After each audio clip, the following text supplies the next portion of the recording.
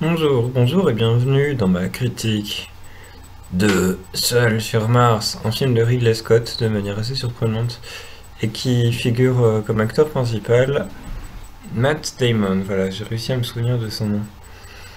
J'ai vu ce film hier soir et j'ai vraiment insisté pour le voir seul, pour voir Seul sur Mars, parce que je trouvais que c'était très très très très drôle.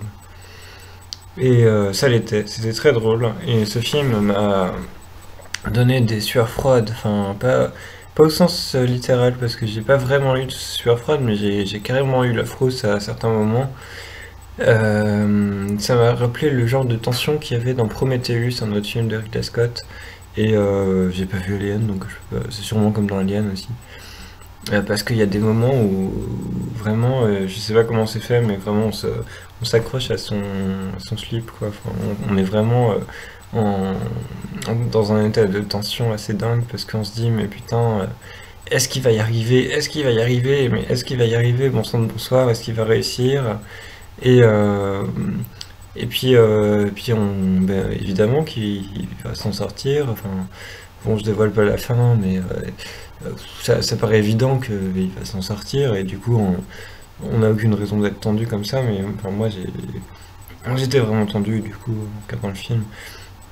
Et donc, en ça, je peux dire que ce film est une réussite du point de vue du montage et de l'équilibrage des moments de tension. J'ai trouvé que c'était vraiment très bien. Euh, Sauf que je trouve que en fait il y a un moment dans le film où on a eu plein d'aventures, on a eu plein de hauts, de bas et tout, et puis on se dit bon bah c'est bon, il a réussi. Et là à ce moment-là, boum, ça explose. Il finit à peine de dire la phrase bon. C'est presque trop facile. Et là, boum, méga explosion, et là tout part en vrille, et là ça devient vraiment la survie pure et dure. Et dans ce sens-là, j'ai trouvé que c'était un peu, un peu superficiel. Enfin, en fait, c'était un peu dommage de relancer l'action comme ça, quoi. Enfin, en même temps, le film aurait duré seulement 1h10 si ça avait été le cas, mais bon. Ça m'a semblé un peu trop facile de se dire ah, on est dans un film, alors évidemment qu'il va y avoir des rebondissements. Et en fait, ça aurait été bien que ce soit un film où il y a peut-être moins de rebondissements, mais tout en gardant une tension. Parce qu'il y a beaucoup trop de rebondissements dans ce film, en fait, et ça devient fatigant au bout d'un moment. En fait, pendant tout le film, on essaye de nous retourner, de faire ce que les Américains appellent le mindfuck, tu vois, genre de nous retourner le cerveau, de dire ah mais vous croyez ça? Eh ben en fait c'est ça.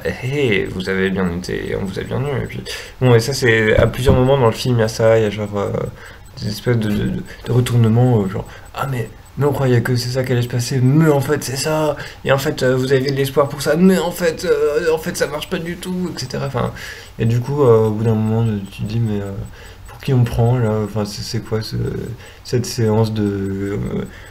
C'est même pas des montagnes russes émotionnelles, une espèce de.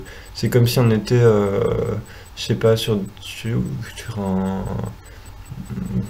Je sais pas, c'est presque obscène, je trouve, la quantité de rebondissements qu'il y a dans ce film, je trouve. C'est un peu abusé. Et bon. Mais ça ne change pas le fait que ça marche. Enfin, je veux dire, il y a des rebondissements qui sont superficiels, etc. Mais ça marche parce que moi, à la fin du film, j'étais vraiment à cran et tout, quoi. Enfin bon, bref. Euh, Autrement, Matt Damon, parlons un peu de Matt Damon. Matt Damon, vous vous rappelez de Matt Damon, cet acteur qui est parti de rien, qui était barman à Las Vegas, non, à Hollywood, et qui a donné un script à ce type-là. Enfin bref, il est devenu connu et tout. Bon, Matt Damon, est-ce que vous aimez Matt Damon? Parce que si vous aimez pas Matt Damon, vous allez avoir du mal avec ce film, parce qu'il est vraiment partout, et il fait des blagues vraiment merdiques, quoi. Pendant tout le film, il arrête pas de. Chaque fois qu'il y a un plan sur Matt Damon, il fait eh ben, je crois que je me suis chié dessus. Ou des trucs comme ça. Ah, mais je vais devoir être un pirate de l'espace. Hein, hein. Enfin, ou des trucs comme ça. Ou hein, j'ai cultivé des patates dans ma propre merde. Enfin, tu vois, enfin, c'est fatigant. Enfin, déjà, rien que de le faire, ça me fatigue. Donc, le film est assez. Heureusement, encore une fois, c'est un défaut qui masque pas l'intensité du. Enfin, qui annule pas l'intensité de l'action, ce qui est quand même assez exceptionnel parce que c'est peut-être un peu le même genre de paradoxe qu'il y a dans ce dernier film de Shyamalan qui s'appelait The Visit, où c'est que des blagues merdiques pendant tout le film, et pourtant on est à cran, pourtant on a les chocottes quoi, pendant le film. Et ben là c'est pareil dans Seul sur Mars, il y a des blagues vraiment merdiques, et puis et on est à cran quand même. Bon, on croit pas du tout dans le personnage de Matt Damon, vraiment il est absolument pas crédible du tout, psychologiquement il est très faible, c'est vraiment... on s'y attache pas, on l'aime pas, je sais pas, il est désagréable, il est enfin, je veux dire, ça se voit qu'il, bon, ok, il est tout seul, mais il fait que penser, enfin, il fait que se faire des blagues, enfin, se faire des blagues tout seul pendant tout le film, enfin, je sais pas. Et puis, le film lui donne un aspect un peu geek, superficiel, genre, il a un peu des références geek, style Star Fox ou style, je sais pas, les trucs, les jeux vidéo rétro ou je sais pas quoi. Enfin, alors que franchement, Matt Damon, je suis sûr qu'il connaît rien du tout, qu'il s'en fout, quoi. Enfin, bon, sur ce plan-là, je peux dire que c'est un peu dommage, quoi. Euh, Voilà, mais sinon, pas mal. Scientifiquement, je demande à voir. Je sais pas si ça sera comme ça dans le futur. Je pense pas que ce soit possible de faire de la gravité artificielle dans un vaisseau spatial, mais bon, là, ça avait l'air de.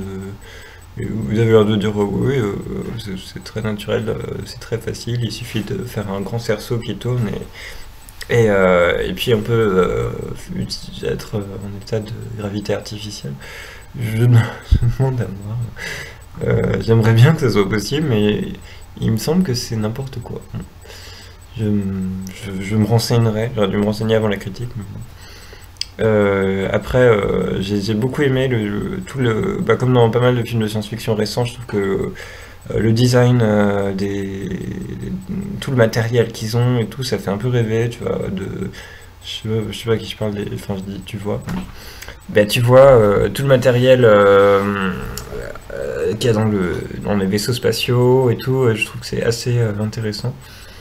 De se dire que ce type est seul, mais il est entouré de plusieurs siècles de découvertes et d'outils et d'histoires et de plein de choses, et que pour moi, je pense que c'est grâce à ça qu'il s'en est sorti, enfin, ou pas, à vous de voir la fin du film. C'est grâce à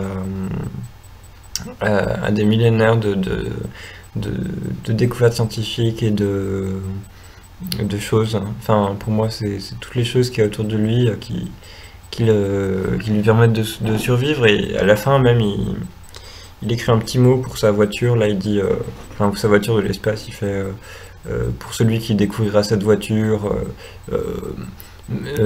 prenez-en bien soin parce que cette voiture m'a sauvé la vie, ou un truc comme ça, je sais plus.